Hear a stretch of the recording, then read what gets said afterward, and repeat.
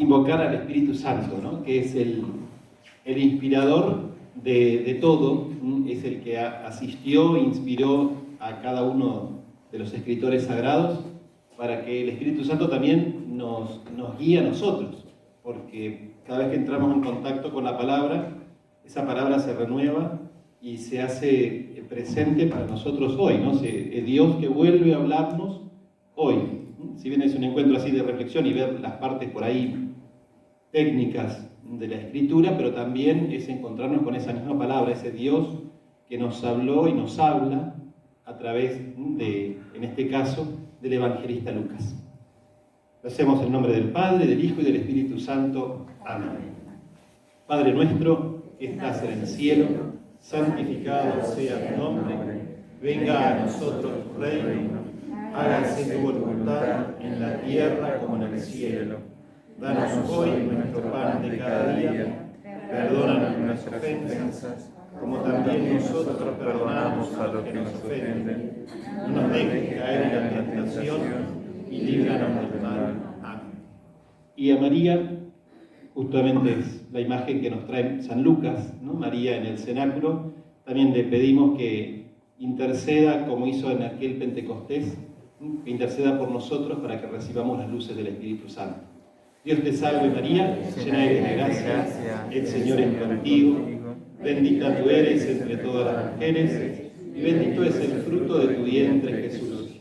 Santa María, Madre de Dios, ruega por nosotros pecadores, ahora y en la hora de nuestra muerte. Amén. En nombre del Padre, del Hijo y del Espíritu Santo. Amén. Bueno, antes de ver así directamente los textos, yo les propongo que con los vecinos que tienen entre 3 o 4, traten de hacer de memoria de qué mujeres recuerdan que están en Lucas. No importa si, o sea, seguramente van a salir algunas que a lo mejor en Lucas no están, pero entonces eso ayuda a que después cuando las veamos, reafirmemos lo que pensamos, o digamos, bueno, no, esta la saco de la lista y la paso al otro grupo. Un poco como para hacer un poco de memoria, si se animan ahora, a ver qué mujeres recuerdan del Nuevo Testamento y si están en Lucas, mejor.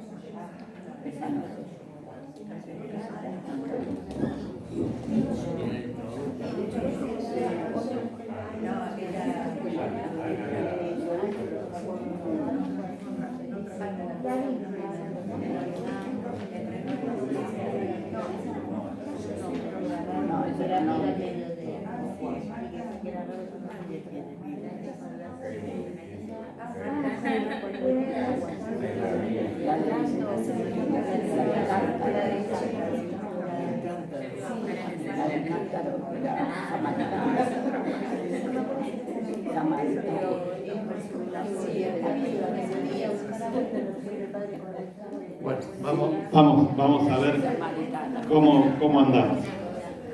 Ahora van a ver el listado de las mujeres que están en Lucas. Algunas están solo en Lucas, otras están compartidas en los otros evangelios. Tenemos María e Isabel, la profetisa Ana, Herodías, esa es, que no es la mejor de todas, ¿no? Herodías, la que pide la cabeza de Juan Bautista. La que pide la cabeza de Juan el Bautista, ella está es común a los sinópticos. O sea, cuando decimos sinópticos, estamos resumiendo tres palabras: Mateo, Marcos y Lucas, ¿no? Esa aparece en los tres. La suegra de Simón, que también está en los tres evangelios. La viuda de Naín. La pecadora en casa de Simón.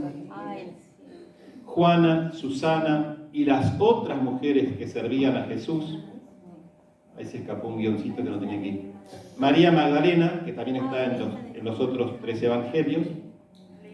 La hija de Jairo, la hemorroísa. Marta y María, que también están en Juan. La mujer que llamó a María bienaventurada. La mujer encorvada. Y también hay una referencia a la mujer de Lot. Son las menciones que hay en Lucas de las mujeres. Después algunos textos los vamos a ver.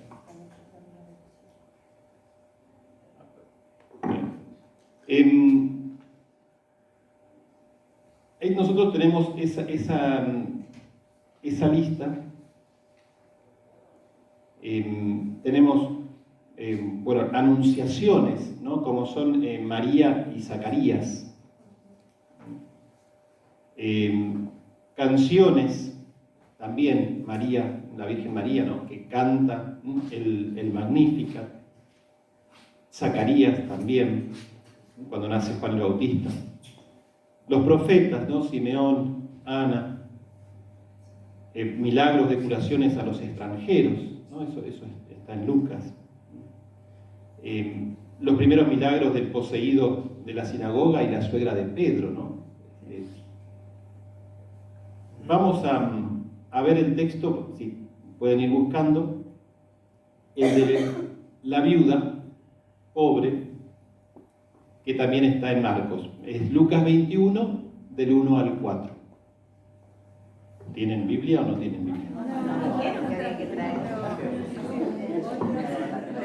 Nadie dijo que había que traer. Lo busco yo. Lucas 21, del 1 al 4. En el celular pueden buscar, tienen Biblia.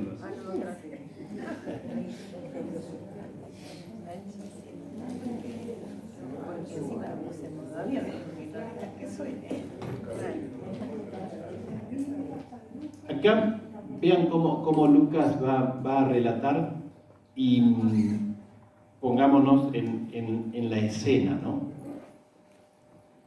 Es el templo de Jerusalén y todo ese movimiento que se va dando, ¿no? Jesús está ahí en el templo y dice: después, levantando los ojos, Jesús vio a unos ricos que ponían sus ofrendas en el tesoro del templo.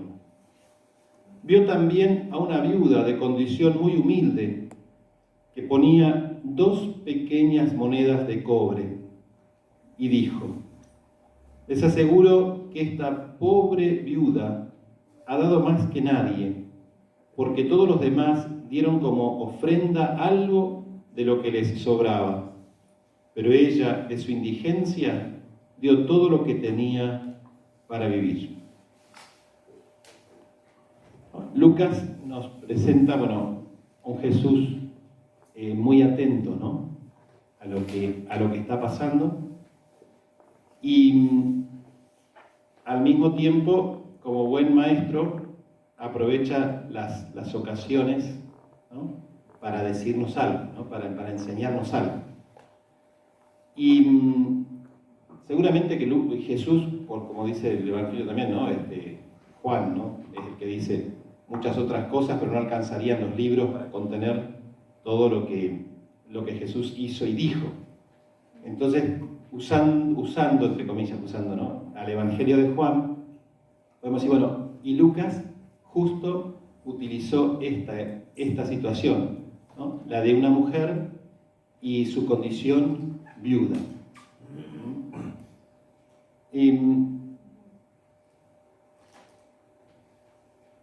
También acá, para Lucas, cuando hablamos de Lucas, tal vez recordarán, la obra no es solamente el Evangelio, sino que es Evangelio y Hechos de los Apóstoles. En el evangelista Lucas, el ricos y pobres, ¿no?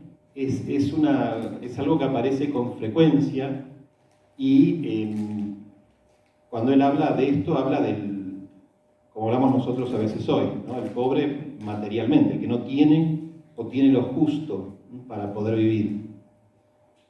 Por eso en Lucas, en los Hechos de los Apóstoles, él va a remarcar fuertemente, ¿no? Lo que en la comunidad nadie pasaba necesidades, porque todo lo ponían en común.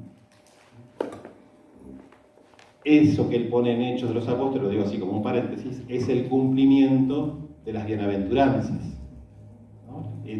Bienaventurados los pobres, ¿no? Los que tienen hambre y sed, porque serán saciados. No hay que esperar a que llegue la parucía, sino que ya se da ahora. ¿Y dónde se da? En la comunidad cristiana.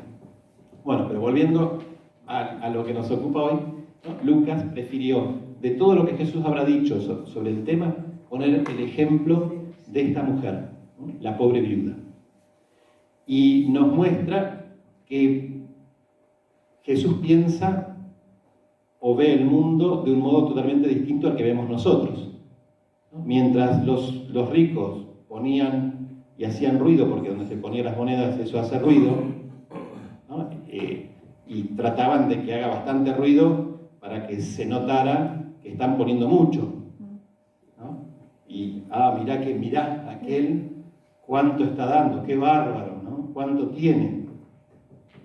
Y la escena es que llega esta mujer seguramente muy silenciosamente y tal vez hasta con vergüenza, pero está cumpliendo con un deber. Y apenas habrá hecho un ruidito, ¿no? Si a los otros los miraron con admiración por lo que están poniendo, esta mujer se está exponiendo a que la miren o con lástima o cierto hasta desprecio. Mira, ¿a qué viene si no ponen nada, ¿no? Y para Jesús es todo lo contrario de los otros. Esta que hizo poco ruido, con lo que puso, es la que más puso, ¿no? Es esa mirada que Jesús tiene. Entonces, en el ejemplo de la viuda, también entramos a veces nosotros. En la mayoría, creo, las personas, muchas veces nos juegan los complejos, el complejo de inferioridad, ¿no? De decir, oh, no, pero yo es poco lo que puedo dar, ¿para qué me voy a ofrecer o para qué me voy a meter? Es tan poco, ¿no? No vale, igual no voy a hacer ninguna diferencia, no voy a cambiar nada. Bueno, Lucas nos dice, mirá la viuda. Nos pone el ejemplo de una mujer viuda, o sea, dependiente de los demás, que lo poquito que tuvo para Dios es el todo. Para Dios lo que mira es la cantidad, no la cantidad material ahí, sino qué representa para mí lo que estoy dando. Estoy dando lo que me sobra, como dice de los otros, dieron lo que les sobraba de él. Ella dio todo, y por eso es alabada, ¿no? Y es el ejemplo de una mujer en Lucas. Después vamos a ver otro poquito más qué pasa con el binomio varón y mujer en el Evangelio de Lucas. Porque el título nuestro fue medio capcioso también, ¿no? Para captar gente, ¿no? Pero van a ver que hay mucho más. Otra mujer es la criada en el patio del sacerdote. Esta es común a los cuatro evangelios. Y 2 veces ella aparece en el Evangelio de Mateo. Lucas 22, 56.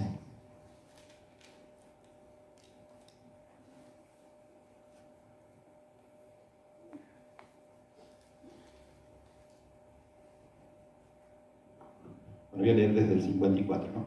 Después de arrestarlo, lo condujeron a la casa del sumo sacerdote. Pedro lo seguía de lejos. Encendieron fuego en medio del patio. Se sentaron alrededor de él y Pedro se sentó entre ellos. Una sirvienta, que lo vio junto al fuego, lo miró fijamente y dijo: «Este también estaba con él». Pedro lo negó diciendo: «Mujer, no lo conozco». ¿No? Después viene. Acá se está dando el juicio de Jesús, ¿no? Y Pedro lo sigue. Después, bueno, saben cómo continúa la historia. Esa mujer podría estar representando la conciencia, ¿no? Un Pedro que se está escondiendo, que lo está siguiendo entre las sombras, lo está espiando, ¿no? Para ver qué pasa. Un Pedro que tiene temor, ¿no? Que hasta medio cobarde, ¿no? Y él también es uno de ellos, ¿no? Y es la criada la que va y lo encara, ¿no? Como diciendo: bueno, a ver, Pedro, dale. Y acá también vemos, Lucas podría haber armado una obra toda de color de rosas, ¿no? Y podría haber presentado todos los aspectos más lindos de la comunidad. Y sin embargo, es muy sincero a la hora de escribir, ¿no? Y nos presenta todos los aspectos de la comunidad de Jesús. Lo bueno y esto que no es tan bueno, ¿no? Y justamente al que nos muestra en esa situación es nada más ni nada menos que Pedro, ¿no? Un poco el primero dentro de la comunidad.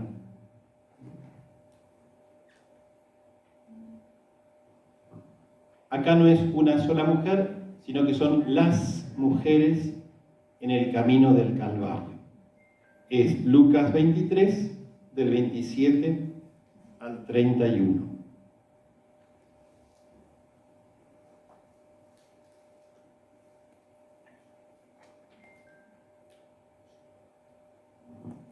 Cuando lo llevaban, detuvieron a un tal Simón de Cirene, que volvía del campo, y lo cargaron con la cruz para que la llevara detrás de Jesús. Lo seguían muchos del pueblo y un buen número de mujeres que se golpeaban el pecho y se lamentaban por él. Pero Jesús, volviéndose hacia ellas, les dijo: «Hijas de Jerusalén, no lloren por mí, lloren más bien por ustedes y por sus hijos, porque se acerca el tiempo en que se dirá: felices las estériles, felices los senos que no concibieron y los pechos que no amamantaron. Entonces se dirá a las montañas: caigan sobre nosotros, y a los cerros: sepúltennos, porque si así tratan a la leña verde, ¿qué será de la leña seca?». Con él llevaban también a otros 2 malhechores para ser ejecutados. Acá Lucas ubica a las mujeres en un seguimiento de Jesús en lo extremo, ¿no? Porque en los otros momentos siempre vemos muchos que lo siguen, y entre los muchos que lo siguen, entre los discípulos y discípulas están los 12. Acá, que es el momento crítico de la vida de Jesús y del seguimiento de Jesús, al hombre que pasa lo obligan a cargar con la cruz. Las mujeres lo están haciendo libremente, ¿no? Lo están siguiendo, porque, ¿no? Muchos de los, cuando habla de lo seguían, el decir lo seguían es mucho más que ir caminando detrás, acompañando a alguien que está yendo a algo. En este caso, ese algo no es nada más nada menos que la crucifixión, ¿no? Siempre se habla del seguimiento de Cristo para cada uno de nosotros, ¿no? Acá Lucas nos enseña a través de las mujeres que siguen a Jesús que el seguimiento de Cristo implica también pasar por el Calvario, ¿no? Pasar por el Vía Crucis. No se lo sigue solamente en los milagros, no se lo sigue solamente en los buenos momentos, sino que hay que hacer esa opción de decir, bueno, sí, a pesar de esto, yo decido seguirlo. Y al que están siguiendo es aquel que cada una no las nombra, no dice quiénes son, dice un buen número de mujeres, pero seguramente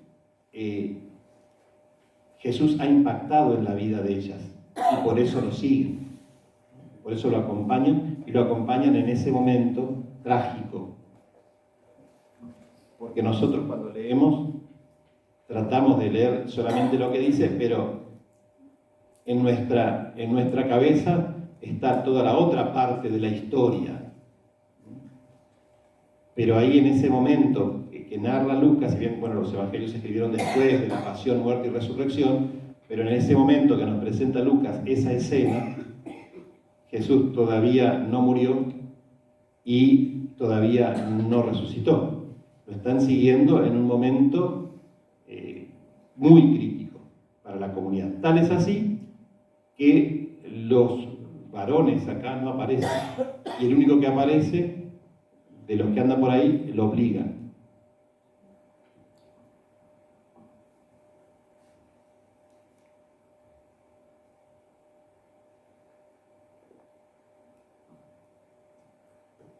También las mujeres presentes en la crucifixión. Es el 23:49.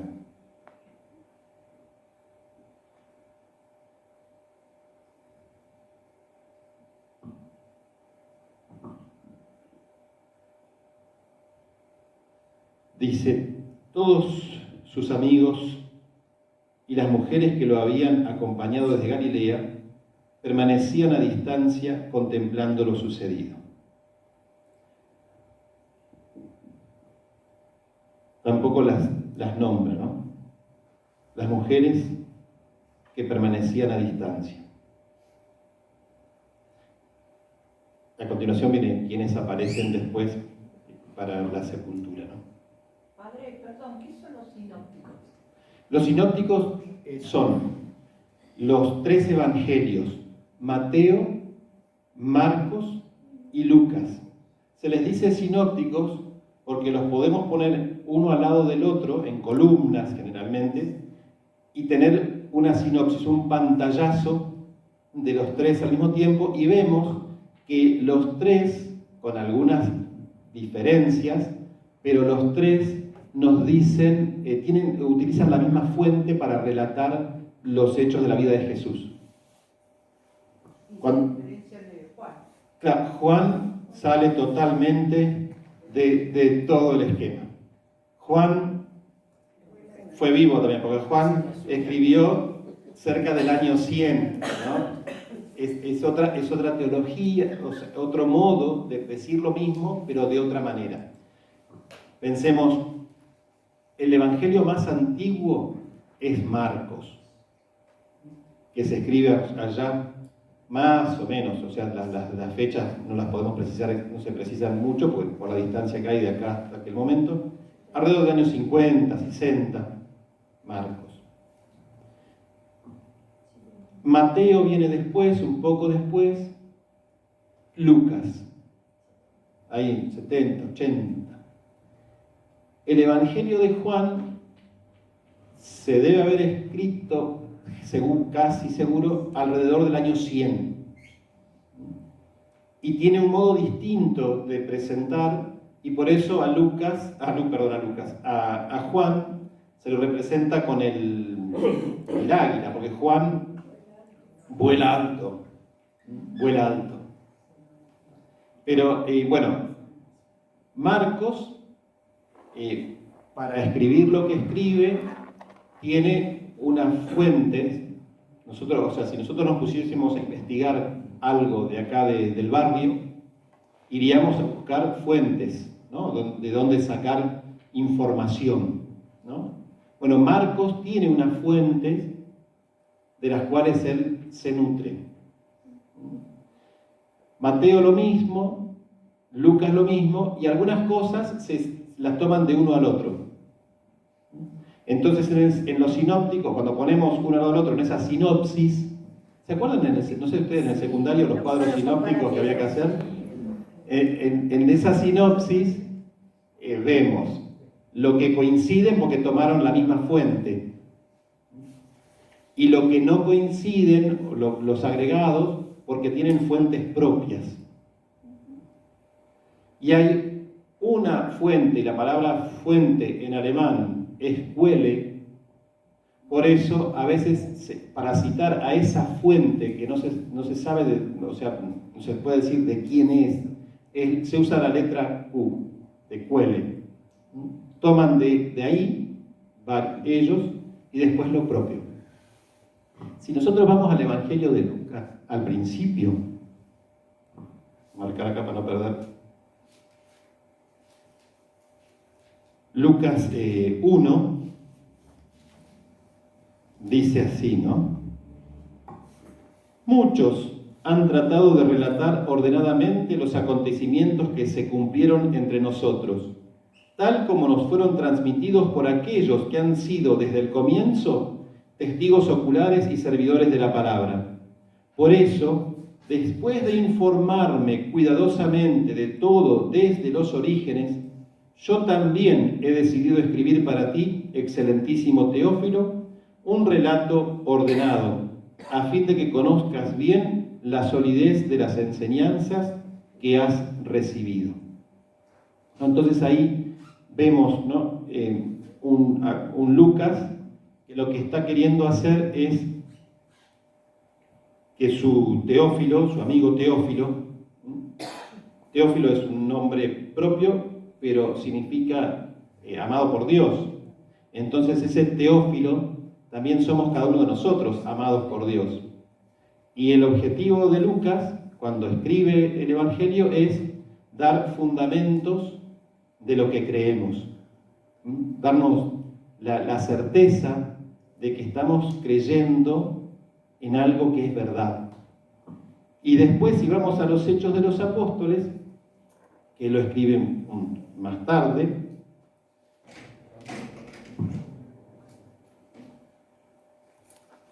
Hechos de los Apóstoles dice: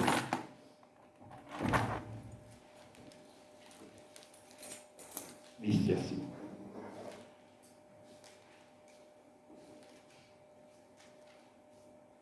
En mi primer libro, querido Teófilo, me refería a todo lo que hizo y enseñó Jesús desde el comienzo hasta el día en que subió al cielo, después de haber dado, por medio del Espíritu Santo, sus últimas instrucciones a los apóstoles que había elegido.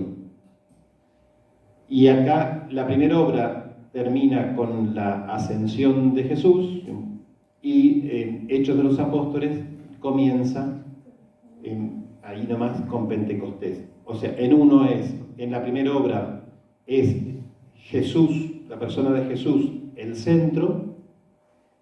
En la otra obra es la iglesia, que nace y se expande. La primera obra, que es el Evangelio de Lucas, conocido como Evangelio de Lucas, es un camino. Está pensado, ¿no? Porque a mí me gusta recordar que los evangelios son el primer libro de catequesis de las comunidades, o dentro de los primeros libros, porque antes que los evangelios están las cartas de Pablo, ¿no? Y Lucas, el evangelio, sabemos, ¿no?, que no es un relato cronológico, es histórico, porque su fundamento está en hechos históricos, pero además tiene todo un componente didáctico, porque lo que ellos están queriendo hacer es que nosotros podamos conocer a la persona de Jesús, y usan los recursos didácticos, pedagógicos que tienen. Lucas se entiende, los teólogos entienden que cuando piensa su obra, la hace como un viaje que va desde Galilea, donde nace Jesús, donde se cría Jesús, nació en Belén, pero se crió en Nazaret, a partir de ese momento histórico en la vida de Jesús, que es su ida a la sinagoga un sábado, y cuando lee al profeta Isaías, el Espíritu del Señor está sobre mí, porque ¿no? Ahí Jesús comienza su actividad pública, lo que se llama la vida pública de Jesús. Y ahí comienza un viaje que va desde Nazaret va hasta Jerusalén. Y durante todo ese camino, Jesús va enseñando, van sucediendo todas estas cosas que nosotros conocemos, las enseñanzas que aparecen en Lucas.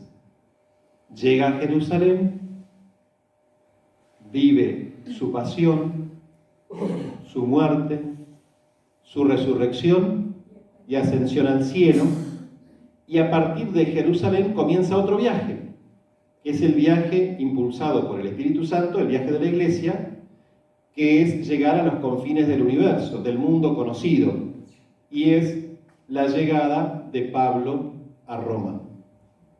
Es el esquema de la obra de Lucas.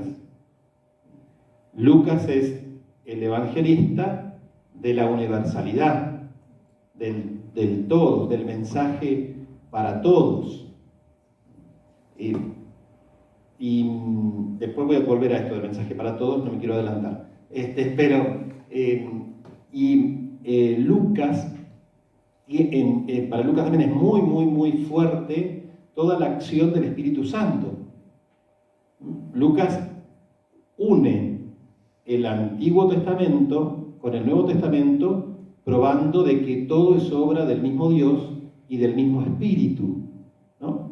Cuando comienza ya con la Anunciación, el Espíritu Santo te cubrirá con su sombra. Ese mismo Espíritu lo lleva a Jesús al bautismo. El mismo Espíritu lo empuja a Jesús, el Espíritu lo lleva a la sinagoga. El Espíritu lo lleva al bautismo. El Espíritu lo lleva al desierto, ¿no? Constantemente en Lucas, fuertemente, no digo que nosotros no, pero estamos con Lucas, ¿no? Pero fuertemente en Lucas es el Espíritu el que impulsa, el que actúa. Y después une toda la vida de Jesús, todo lo que sucede con Jesús, lo une a la Iglesia, que ahora es la que hace presente a Jesús, con Pentecostés. El Espíritu Santo que desciende sobre los apóstoles y María Santísima y los demás que estaban en el cenáculo, y los empuja para que el anuncio del Evangelio llegue a los confines de la tierra. La segunda obra, los Hechos de los Apóstoles, al principio es de los apóstoles, pero después se va a dedicar prácticamente, exclusivamente al apóstol Pablo, ¿no? Los viajes, cómo llega el mensaje del Evangelio a Roma. Perdón el paréntesis, pero no sé si vino bien. No, sí, no. Luego de las mujeres presentes en la crucifixión, las mujeres en la tumba. Acá también está en común con Marcos y Mateo. Es cuando van al sepulcro, se encuentran con el anuncio de la resurrección. Es el capítulo 24. El primer día de la semana, al amanecer, las mujeres fueron al sepulcro con los perfumes que habían preparado. Ellas encontraron removida la piedra del sepulcro y entraron, pero no hallaron el cuerpo de Jesús.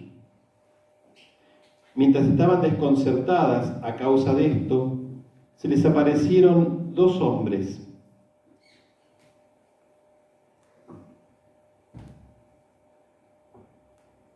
cambiar eso, me perdí. Con vestiduras deslumbrantes. Como las mujeres, llenas de temor, no se atrevían a levantar la vista del suelo, ellos le preguntaron: ¿por qué buscan entre los muertos al que está vivo?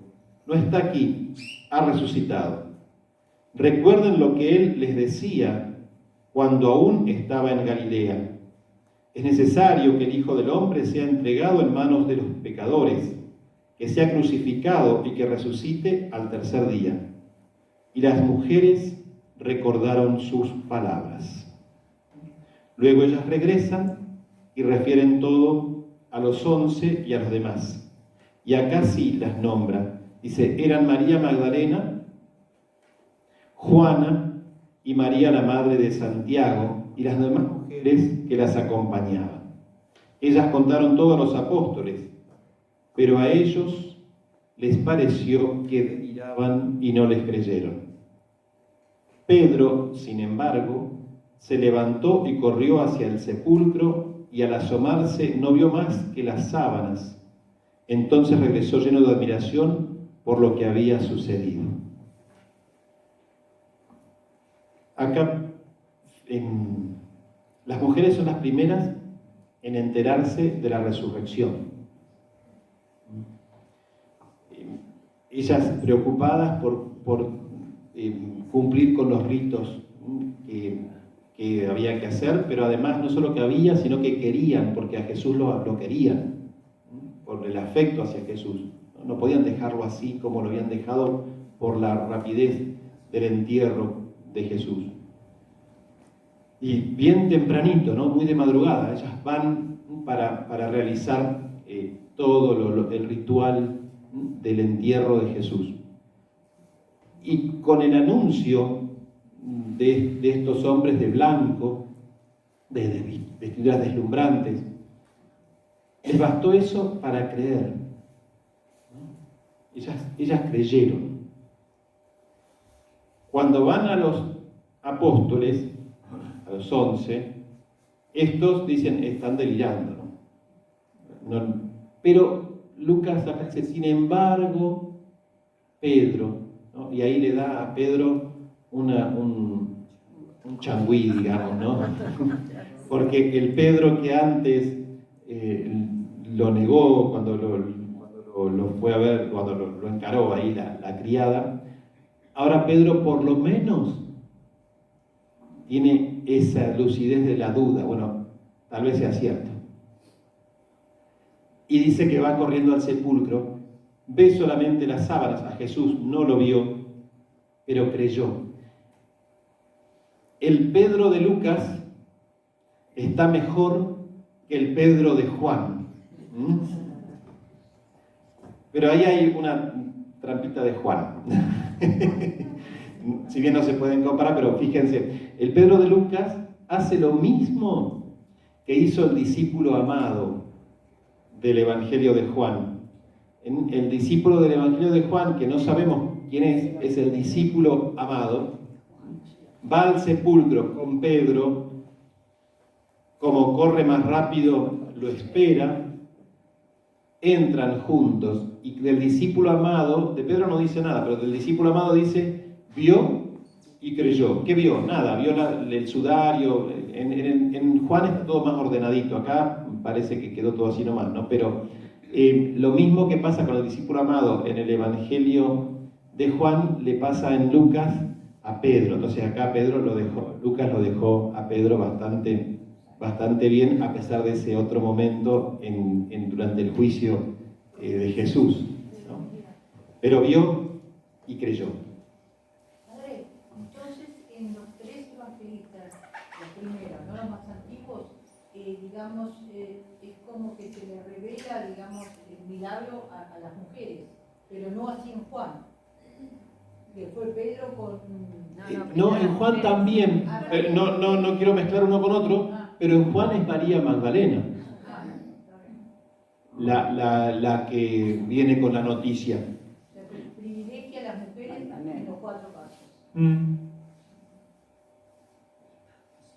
Por lo menos. De hecho, bueno, saliendo del Evangelio de Lucas, hago este paréntesis, María Magdalena justamente es considerada la primera evangelizadora, la primera predicadora, porque es la primera en anunciar la resurrección de Jesús.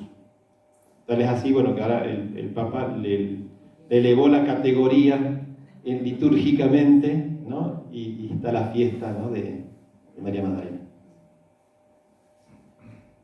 Luego, estos son los exclusivos de Lucas, ¿no? Así como están. Tenemos los discípulos de Emaús. Es 24:13. Dice, ese mismo día, o sea, el día de la resurrección, 2 de los discípulos iban a un pequeño pueblo llamado Emaús, situado a unos 10 kilómetros de Jerusalén. En el camino hablaban sobre lo que había ocurrido. Mientras conversaban y discutían, el mismo Jesús se acercó y siguió caminando con ellos. Pero algo impedía que sus ojos lo reconocieran. Él les dijo, ¿qué comentaban por el camino? Ellos se detuvieron con el semblante triste, y uno de ellos, llamado Cleofás, le respondió, tú eres el único forastero en Jerusalén que ignora lo que pasó en estos días. ¿Qué cosa?, les preguntó. Ellos respondieron, lo referente a Jesús el Nazareno, que fue un profeta poderoso en obras y en palabras delante de Dios y de todo el pueblo, y cómo nuestros sumos sacerdotes y nuestros jefes lo entregaron para ser condenado a muerte y lo crucificaron. Nosotros esperábamos que fuera Él quien librara a Israel, pero a todo esto ya van 3 días que sucedieron estas cosas, y es verdad que algunas mujeres que están con nosotros nos han desconcertado. Ellas fueron de madrugada al sepulcro, y al no hallar el cuerpo de Jesús, volvieron diciendo que se les habían aparecido unos ángeles, asegurándoles que Él está vivo. Algunos de los nuestros fueron al sepulcro y encontraron todo como las mujeres habían dicho, pero a Él no lo vieron. Jesús les dijo, hombres duros de entendimiento, ¿cómo les cuesta creer todo lo que anunciaron los profetas? ¿Era necesario que el Mesías soportara esos sufrimientos y para entrar en su gloria, y comenzando por Moisés y continuando con todos los profetas, les interpretó en todas las escrituras lo que se refería a Él? Cuando llegaron cerca del pueblo a donde iban, Jesús hizo ademán de seguir adelante, pero ellos le insistieron, quédate con nosotros porque ya es tarde y el día se acaba. Él entró y se quedó con ellos, y estando a la mesa tomó el pan y pronunció la bendición. Luego lo partió y se lo dio. Entonces los ojos de los discípulos se abrieron y lo reconocieron, pero él había desaparecido de su vista. Y se decían, ¿no ardía acaso nuestro corazón mientras nos hablaba en el camino y nos explicaba las Escrituras? Y ahí vuelve. Bueno, en el relato de los discípulos de Emaús, si nosotros nos imaginamos la escena, hasta parece, un Jesús pícaro, ¿no? El resucitado, ¿no? Porque hace como que no sabe nada, ¿no? Les dice, ¿qué van? Pues sos el único, ¿no? Que no, ¿qué cosa, no? Les dice, ¿no? Y ahí ellos, todo el relato, ¿no? Algunas mujeres fueron, eso fue a la mañana y todavía siguen sin creer estos, ¿no? Y luego, ¿no? La fracción del pan. Acá en este pasaje menciona a las mujeres, ¿no? Y así medio como, no digo despectivamente, pero no les llevan el apunte todavía. Es cierto que algunas mujeres y algunos de los nuestros, ¿no? Pero ellos no vieron para creer. Casi que los de Emaús son el paralelo en Juan de Tomás. Si no lo veo, no lo creo. Con la diferencia que los de Emaús, en la fracción del pan, lo reconocen. Bueno, ahí Lucas, ¿qué nos está diciendo? Que nosotros podemos ver al resucitado y entrar en contacto con el resucitado en cada Eucaristía. Porque la fracción del pan es como se llamaba la Eucaristía en los primeros tiempos.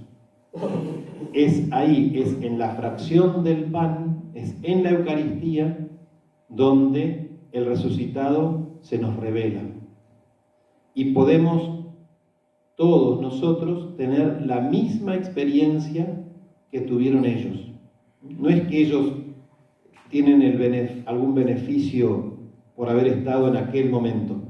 La misma experiencia que hacen los de Emaús, la podemos hacer nosotros, si nos abrimos al Espíritu Santo y nos dejamos guiar por Él, ¿no? Y podemos reconocerlo como lo reconocieron ellos. A mí me gusta poner acá a propósito, porque como no dice quién es, dice Cleofás y no dice el nombre del otro discípulo. A mí se me ocurre que es la mujer. Y me gusta que sea la mujer, para que sean dos. No dice que... En otra parte está María, la mujer de Cleofás, pero parece ser que esos vivían en otra parte y no en Emaús, así que ahí están los teólogos buscando cómo se llamaba el otro discípulo que va con Cleofás. Bien.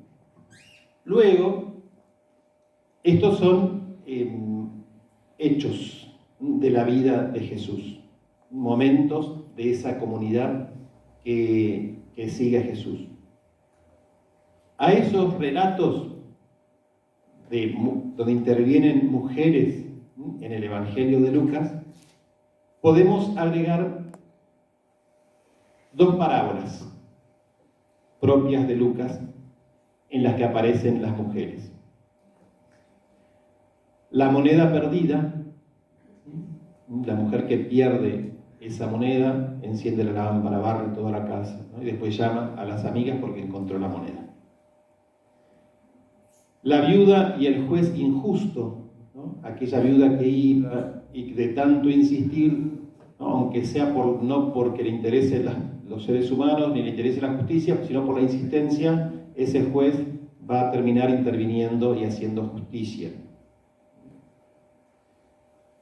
La mujer, la levadura, ¿no? La que pone levadura en la masa. O la otra que también está en Mateo, esa de cuando dice de dos mujeres moliendo, una será llevada y otra será dejada, ¿no? Son situaciones en las que el Evangelio de Lucas hace mención a las mujeres. Y por supuesto, Hechos de los Apóstoles, ¿no? El relato de Pentecostés. Bueno, una novedad es que muchos de los relatos que Lucas narra tienen un relato masculino seguido por un femenino o al revés, ¿no? O sea, Lucas hace un balance, ¿no? Porque si nos quedamos con la primera parte de lo de hoy, parece ser como que solo aparecen en esos momentos las mujeres. Y pareciera que Lucas hace una opción por solamente mostrar ese aspecto de la comunidad y donde intervienen mujeres. Lucas, además de ese relato, él compuso la obra como un espejo. Al relato femenino, donde interviene una mujer, le va a corresponder generalmente el relato de algo similar con un varón. Y esto tiene que ver con algo que salió hoy un poquitito, que Lucas es el evangelista de la universalidad, ¿no? El mensaje del Evangelio es para todos. Y el mensaje del Evangelio, todos, tanto varones como mujeres, o mujeres y varones, estamos invitados y llamados a ese anuncio, ¿no? del Evangelio. No es un privilegio de unos o de otros, sino que es una tarea de todos. Pero vamos a ver algunos ejemplos de el relato, ese relato como espejo. tenemos la Anunciación, María y Zacarías.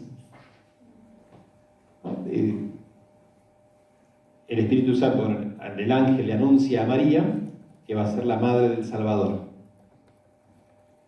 Pero después tenemos un relato similar, donde el anuncio de un hijo que viene con una misión especial es a Zacarías, a un varón.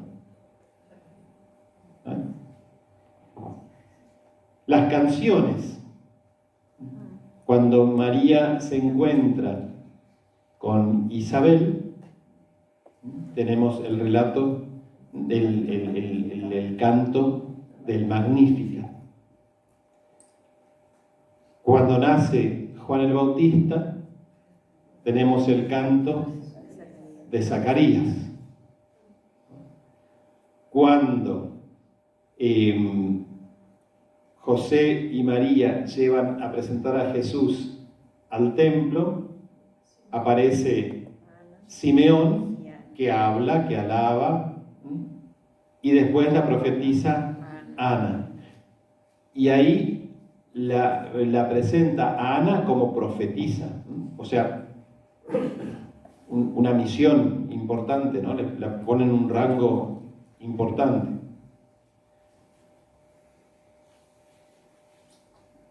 Los milagros de curaciones de extranjeros en el Antiguo Testamento, ¿no? Cuando Jesús hace mención, si ustedes se piensan que cuando fue aquella sequía, ¿no? El profeta Elías, que va ahí, pero después también está la curación de Naamán, el sirio, ¿no? O sea, constantemente aparecen esos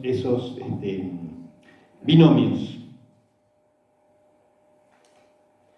Perdón, pero para la época es un signo muy importante, me parece a mí.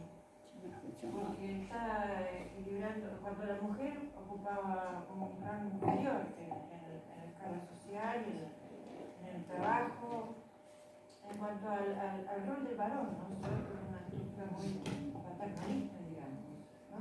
Entonces, lo que se está haciendo merced no la preponderancia ni de uno ni del otro, sino que está equilibrando. Exactamente.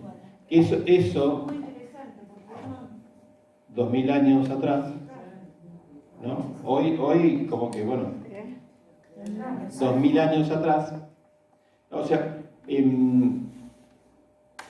como que Lucas hace tomarnos cuenta de la dignidad del ser humano sin importar si es varón o si es mujer. O sea, todo ser humano está llamado a ese encuentro con Jesús y todo ser humano tiene la tarea de la evangelización. Que en aquel momento ha sido primero Jesús, que es el que realiza, bueno, que tiene esa relación tanto con uno como con otro. Y después el evangelista Lucas, que no ocultó esa realidad.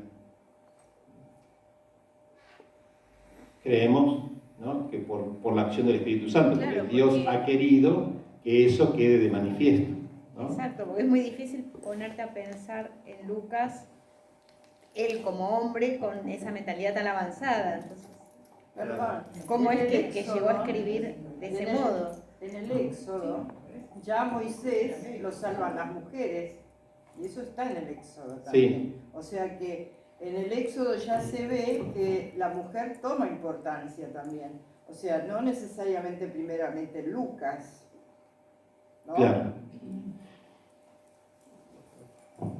Yo lo que por ahí, va a darle la vueltita, no, para comprender, Dios a través de los escritos sagrados, del autor sagrado, nos va mostrando esa dignidad de uno como de otro, pero el ser humano ha sido duro en aceptar esa situación. ¿Por qué? Cuando se escribe el Evangelio de Lucas o cuando Dios se encarna, cuando nace Jesús, los que tenían el acceso a la palabra eran solamente el varón, ¿no? Si bien los escritos, no sabemos si lo escribieron solamente hombres o si hubo mujeres en el escrito bíblico. Porque los escritos bíblicos, todos sabemos que tienen un nombre atribuido a alguien, pero para darle también cierta autoridad, ¿no? Entonces no podemos jugarnos a decir lo escribió un hombre exclusivamente o lo escribió una mujer exclusivamente. No sabemos. La cuestión que esos escritos, lo que tenemos tanto antiguo como nuevo, es obra de Dios, es palabra de Dios, es inspiración de Dios. En una cultura semita de un pueblo concreto como el pueblo hebreo, esos escritos están, ¿no? Y hay un rol de las mujeres, me estoy saliendo de lo de Lucas, pero no importa. Hay un rol de las mujeres en la historia de la salvación importantísima, ¿no? Incluso en la historia de la salvación, si miramos esa historia del Antiguo Testamento, aparecen mujeres no bien vistas, ¿no? Y aparecen mujeres en la historia de la salvación extranjeras, peor todavía, ¿no? Los paganos. Que eso aparezca en el Antiguo Testamento en una sociedad como aquella es verdaderamente porque Dios quiso que aparezca, ¿no? Y hubo alguien que se dejó llevar y una comunidad que lo aceptó pero después, o sea, vemos lo mismo que le dice acá Jesús a los discípulos de Maús, nos dice a nosotros también, qué duros que son de entender, ¿no? Pues quién sabe, dentro de cuántos años alguien va a decir, pero mirá, en el 2022, cómo actuaban estos, no se dieron cuenta, capaz que seguramente nos van a juzgar a nosotros también, ¿no? Como nosotros hoy hacemos. Pero pensemos, 2000 años atrás, cómo eso que Dios fue mostrando, sin embargo, al ser humano, cómo esa sociedad, cómo le costó, cómo nos cuesta también a nosotros en muchos aspectos, ¿no? Pero acá retrocedimos de alguna manera por el trato que se le da a la mujer, los femicidios y todo. Bueno, pero por ejemplo, Sí. los musulmanes en la mezquita, las mujeres van a entrar. Y los judíos también, salvo algunas comunidades muy avanzadas, las mujeres van a entrar. Sí, y ahí depende también, bueno, ahí yo como no tuve participación en ninguno de esos lugares, pero sé, sí, que depende también de qué grupos y no solo en las mezquitas, en los grandes hoteles, en Turquía, en todas esas zonas, va el hombre adelante y la mujer va atrás toda tapada. yo lo que sí he visto, yo en Jericó, un calor de aquellos, una pileta preciosa, el agua caliente como la sopa, ¿no? Pero el hombre, sí, sin remera, fumando el narguile, y la mujer con toda la ropa dentro de la pileta. Nosotros lo vimos. ¿Cuándo fue, padre? ¿Qué año fue eso? 2012. 2012. Pero serán los ortodoxos, ¿no? Sí, yo lo vi, digo, bueno, es una cuestión cultural, no me quiero meter en otra cultura, ni es un tema que lo resolverán como pueden ellos, ¿no? Pero, bueno, 2012, año cero. Pero lo que yo digo es esto, yendo a lo que nos toca a nosotros como comunidad cristiana, ¿no? Que Lucas en aquel momento lo haya puesto también es porque evidentemente Dios nos está diciendo algo también hoy. No me quiero meter en un tema que Juan Pablo II lo cerró con la autoridad como Papa, ¿no? El tema, bueno, de la mujer como diaconisa ¿no? No quiero... Sí, perdón, yo estuve en Francia, en París, en 1984, era joven, y fui un día a la misa en la Catedral de Saint-Germain-des-Prés y me sorprendió porque el Evangelio lo leyó una monja y ella hizo la predicación, 1984. No digo más nada. Sí, sí, sí. Porque era una palabra, en celebración de la palabra. Era otro mundo, evidentemente, y después... Y en la celebración de la palabra pasa eso. ¿Pero era celebración de la palabra o era una misa? No es la Santa Misa, es la celebración. ¿Era misa o...? No, había, el sacerdote le celebró la misa y demás, pero la hermana esta, de monja, leyó el Evangelio, como puede pasar hoy en día, y hizo la familia. Sí, en algunos lugares de Europa ha habido algunas cosas así que también la Santa Sede a través de el entonces cardenal Ratzinger. Sí, por eso, evidentemente, a mí me ha quedado grabado. Era joven yo. Fue poniendo la... Padre, es interesante. Usted dice que Juan Pablo II cerró ese capítulo Sí. de la mujer. Y, digamos, nuestro Bergoglio nunca nadie lo retomó porque incluso ante la falta, digamos, de vocaciones masculinas, vocaciones femeninas. ¿Por qué? Tengo entendido que no, y a veces lo que un papa cierra es medio difícil que otro lo abra, ¿no? Pero a veces se espera un momento. Lo que pasa que también... Está muy cerca. sí, no, pero por ahí nosotros también hay que ver el estudio que hacen los biblistas de la Santa Sede, o sea, tienen toda la autoridad. Y si no, lo único que aparece en los evangelios, los Hechos de los Apóstoles, por ahí mencionando, es las diaconisas, ¿no?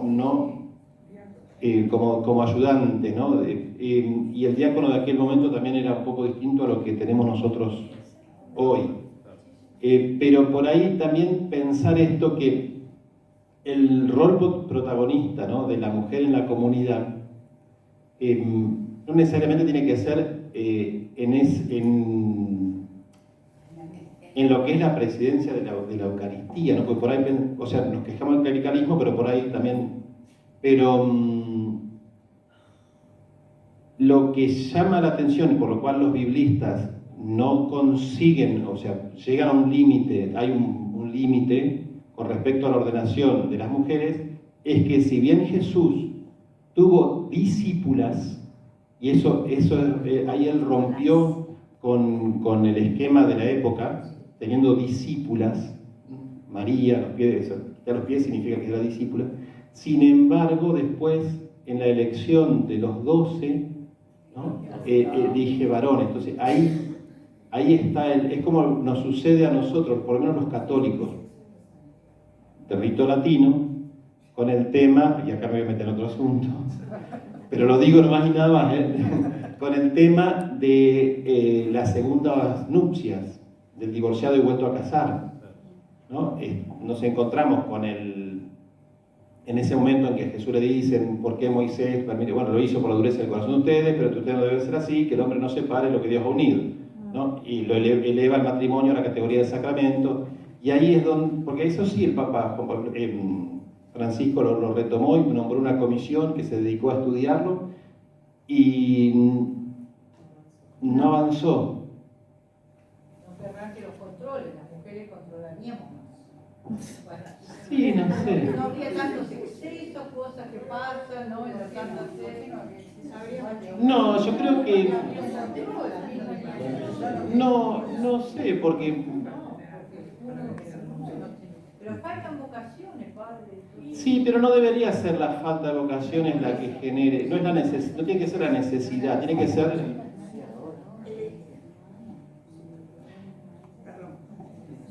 Esto que estamos discutiendo ahora, de que si la mujer va a llegar algún día a ser sacerdotisa o no, irá evolucionando con el correr de los tiempos. Como usted bien dijo recién, dentro de 2000 años no nos van a entender a nosotros. Entonces el Papa, o como se llame la autoridad máxima de la Iglesia, tendrá que poner eruditos para tratar de investigarlo. Pero eso es muy simple una cosa. Dios, que creó el mundo así, con un chasquido pudo haberlo hecho aparecer a su hijo en el mundo, y eligió a una mujer para que tuviera 9 meses de embarazo, para que vinieran los ángeles a decirle al que iba a ser su futuro esposo de que no era obra de un hombre, sino que era obra de Dios. Y Jesús nació de una mujer. Entonces, ¿por qué la mujer tiene tanto conflicto en sentirse inferior al hombre? La mujer es compañera y coparticipadora en la creación de Dios, nada más que hace eso. ¿Usted no conoció al padre Enrique Fabri? No. Era un jesuita que escribió muchísimo sobre la familia y decía siempre que la mujer no va ni un paso adelante ni un paso atrás del hombre, la mujer va con el hombre, en la familia y todo. Somos complementarios, seres complementarios, no es uno contra el otro. Por eso me parece justamente el paso que da Lucas es ese, ¿no? Claro. Que así debe ser, o sea, también cada uno de nosotros tiene que hacer su revisión, ¿no? Personal.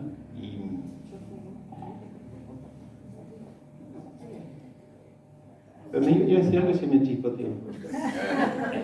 Una mentira, capaz. No,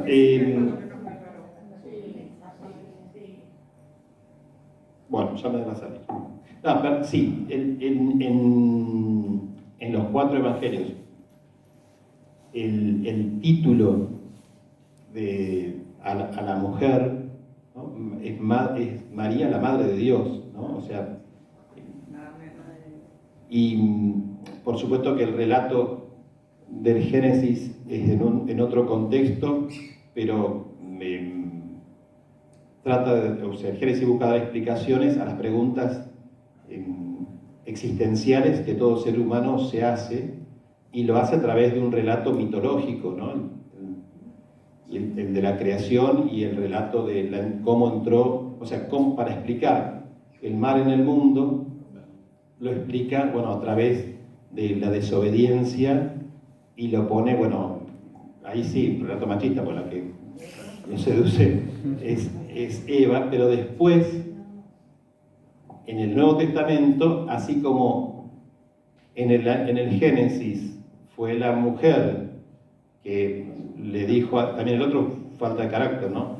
Podría haber dicho que no.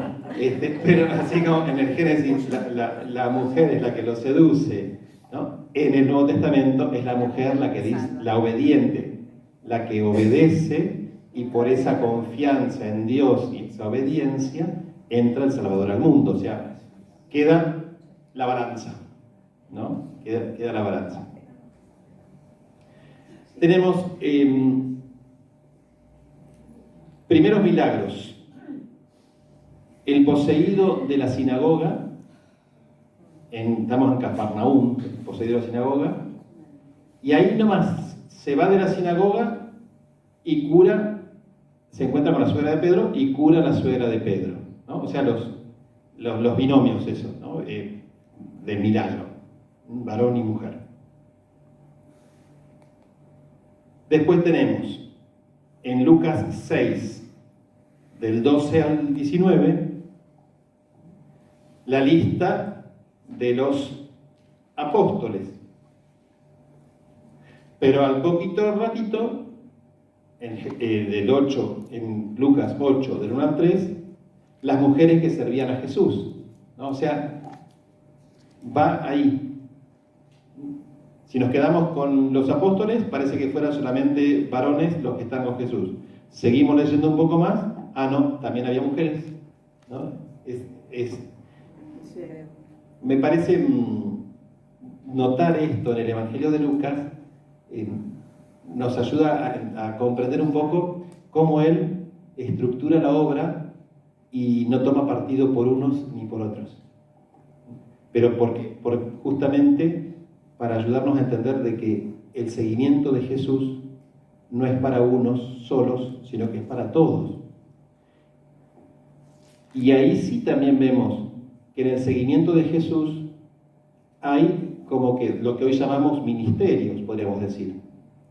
No importa cuál es el ministerio dentro de la comunidad que vos estás prestando, el servicio que estás prestando, porque de lo que se trata es que cada uno haga aquello para lo cual Dios lo llama, ¿no? y de lo que se trata por sobre todas las cosas, del seguimiento de Jesús. Y esa fidelidad en el seguimiento de Jesús. Acá voy a pasar un chivo. Nuestro fundador, Vicente Palotti, año 1835, también otro tipo de iglesia. Roma, donde la mayoría de los habitantes de la Roma de aquel tiempo eran clérigos, y el anuncio del Evangelio, digamos, lo más visible eran clérigos los que anunciaban, ¿no? Vicente Palotti va a llamar a laicos, mujeres y varones, no clérigos, o sea, a los clérigos también, pero él llama a todos, justamente, dice, todos tienen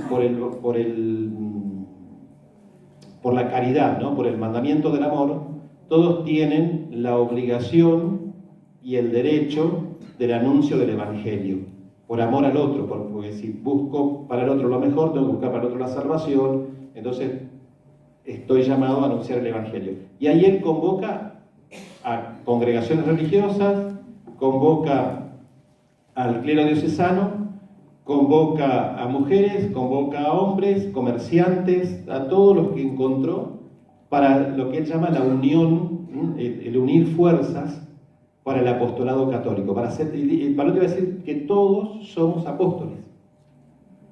Y le pone a esa fundación que él hace, le llama Unión del Apostolado Católico. Como él había sido confesor del Papa, bueno, consiguió que le apruebe, pero duró re poquito porque enseguida fueron con cuentos a la Santa Sede, ¿no? Y que cómo puede ser que laicos, mujeres y hombres, se llamen apóstoles, si el apóstol es el obispo. Los sucesores de los apóstoles son los obispos. Eso llevó, pero años de idas y vueltas. Lo prohibieron, le suprimieron el nombre, nos cambiaron el nombre, nos pusieron Pía Sociedad de las Misiones, nada que ver el nombre, porque cuando te cambian el nombre también te cambian la identidad, ¿no? Y vuelven después recién llegando al Concilio Vaticano II, y que el Concilio Vaticano II toma justamente lo que Palotti decía y entra ahí en Lumen Gentium, en el apostolado de los laicos. Por eso lo canoniza Juan XXIII dentro del Concilio Vaticano II, ¿no?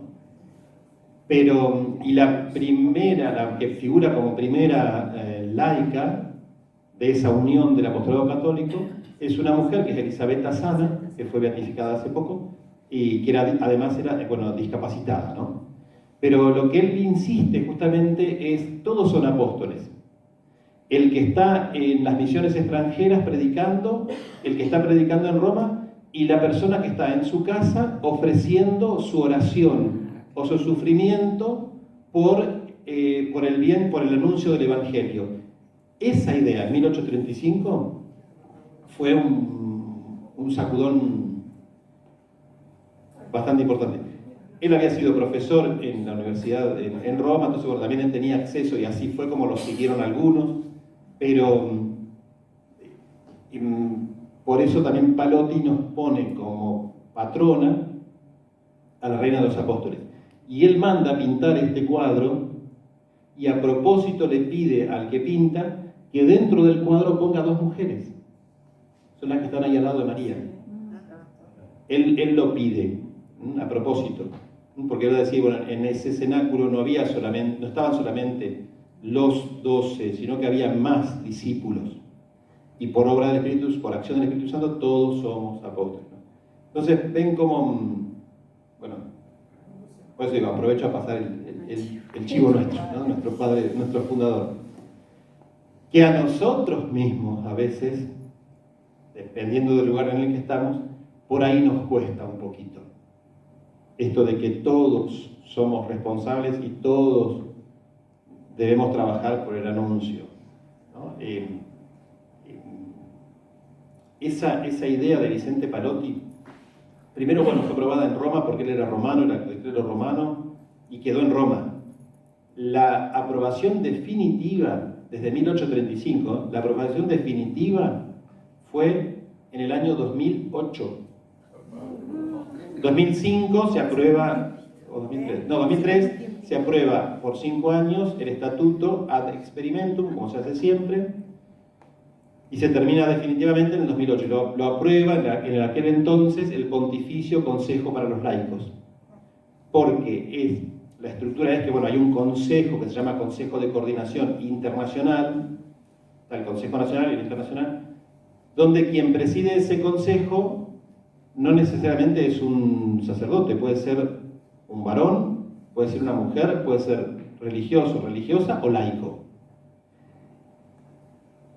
2001, 2002, 2003, que un laico presida un grupo donde hay sacerdotes, la Santa Sede no quería saber nada. Hay, gracias al padre Soja, un palotino alemán que falleció hace poquito, que iba, que carta va, carta viene, argumento va, argumento viene, se consiguió la aprobación. Y lo aprobó el Pontificio Consejo para los Laicos, ¿no? Pero todavía ven cómo cuesta. Y Pío XII se mandó la macana de decir que esa unión era la precursora de la acción católica. La acción católica está genial, pero la acción católica habla del laico como el brazo extendido, El brazo derecho de la jerarquía. ¿no? De la jerarquía. Como que es la jerarquía la que te da y te manda. Y no es así para nosotros. Para nosotros nadie el único que te da ese derecho o esa tarea del anuncio del Evangelio es Jesús. No interviene en el pensamiento de Palotti, ¿no? Cada uno por derecho propio, digamos, o por obligación propia. Y algo que hoy en día las congregaciones religiosas están viviendo es lo que llaman la misión compartida, donde abren, digamos, por el carisma a laicos que formen parte de la gestión de sus colegios, de sus obras. Pero es la congregación la que dice, bueno, somos pocos, que hay por eso, miren por dónde llegué, por dónde vine a esto, ¿no?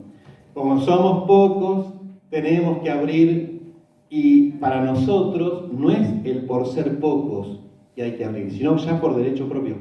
Nosotros nacimos, los palotinos, ya desde el minuto cero, con laicos, varones y mujeres sentados en la misma mesa y con lo que se llama la misma dignidad.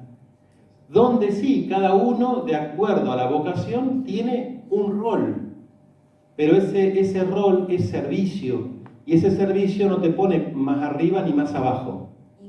Sino que hay una cuestión de vocación. Si Dios te llamó a esto, como es Dios el que te llamó, está a la misma altura, ¿no? Y eso es Lucas. Eso es Lucas. Para Lucas no es que sos más importante porque sos de los 12. Los 12 tienen lo suyo, pero si Dios te llamó, es importante. Y entonces, la universalidad, ¿no? Y el llamado para que todos lleven adelante la obra evangelizadora. No, por eso Lucas es... Y algo que preguntaba recién, Lucas, médico, entonces seguramente tendría una estructura más científica en cuanto a... Por eso él ordena como un viaje, por eso se toma el tiempo de buscar hechos de la vida de Jesús que hagan espejo uno con el otro, ¿no? Y no toma partido por uno o por otro, sino que va... Es toda una tarea importantísima. Distinto a los otros, ¿no? Marcos, pobre, fue el primero, le salió como le salió, ¿no? Y bastante bien, ¿no? Por la obra del Espíritu Santo, ¿no? Marcos es mucho más escueto, tiene menos datos por ahí, mucho más simple, pero no deja de ser profundo, ¿no? Pero es más... En cambio, Lucas es otra mentalidad. Mateo, otra cosa, porque Mateo escribe para la comunidad de origen hebreo, entonces él necesita que sus compatriotas reconozcan que Jesús está cumpliendo lo anunciado por los profetas, que no hay una separación entre antiguo y nuevo, sino que es continuidad de la obra salvadora de Dios, del plan, ¿no? Pero bueno, quedamos con Lucas. Lucas, que es el que nos ocupa hoy, armó esa obra de esta manera. Y me parece bueno esto de poder reconocerlo y tenerlo presente, ¿no? Porque cuando uno tiene presente la mentalidad del que escribe, cuando se encuentra con el texto, lo comprende de otra manera, ¿no?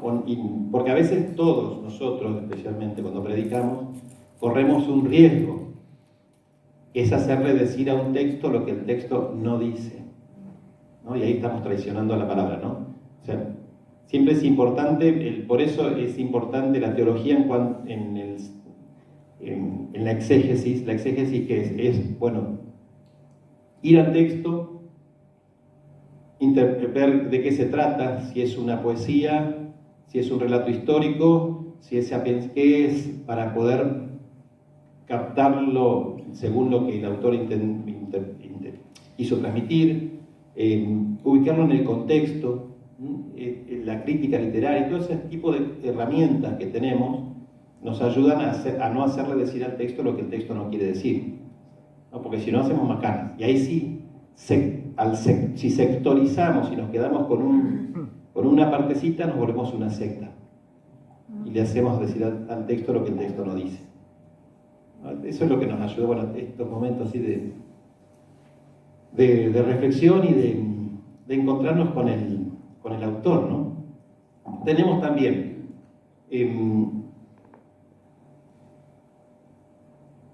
liberaciones de la muerte, el siervo del centurión y el hijo de una viuda, ¿no? Ahí es otra vez espejo. Los ninivitas que se convierten, que creen, y la reina del sur que viene a escucharlo a Salomón, ¿no? El ejemplo que pone Jesús. Y las liberaciones, la mujer encorvada que es liberada de esa enfermedad, y enseguida viene el hombre que tenía hidropesía. Las parábolas de el hombre que siembra el grano de mostaza y la parábola de la mujer que pone la levadura en la masa, ¿no? Dos cosas que se ven poco y que hacen mucho, ¿no? Pero lo pone en un varón y en una mujer. El hombre que encuentra la oveja perdida y la mujer que encuentra la moneda que perdió en su casa. Las personas que son tomadas, ¿no? De un hombre que esté durmiendo, ¿no? El hombre durmiendo, la mujer moliendo. En la oración, la mujer que suplica al juez para que haga justicia, y el publicano en el templo, que no se anima a levantar la vista. Los seguidores en el camino al Calvario, Simón de Cirene, que lo vimos hace un ratito, y las mujeres que lo siguen. Los que están en la cruz, hay mujeres que los miran y también hay hombres que después también los llevan a enterrar, ¿no? Ahí se dan tanto varones como mujeres. Testigos de la resurrección, esas mujeres que fueron, después Pedro, ¿no? Los discípulos de Maús. Y en los Hechos de los Apóstoles tenemos algo parecido, tenemos lo mismo. Los que siguen a Jesús, Ananías y Zafira, bueno, esos no son recordados por lo bueno, sino porque mintieron, ¿no? Eneas y Tabita, el título de Listra y la sirvienta en Filipos, Dionisio y Damaris, Priscila y Áquila, Félix, Drusila, Agripa, Berenice, ¿no?